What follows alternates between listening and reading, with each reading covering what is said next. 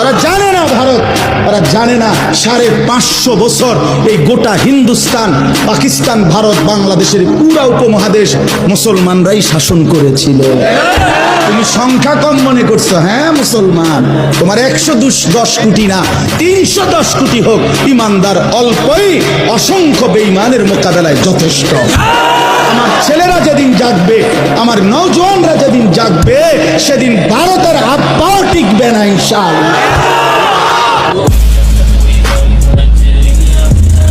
যে দেশে আল্লাহু আকবার ধ্বনির সাথে সূর্য উঠে যায়, যে দেশে আল্লাহু আকবার ধ্বনির সাথে সাথে সূর্য ডুবে যায়, সে দেশে আর কিছু থাকবে না থাক, আমার ইসলাম থাকবেই।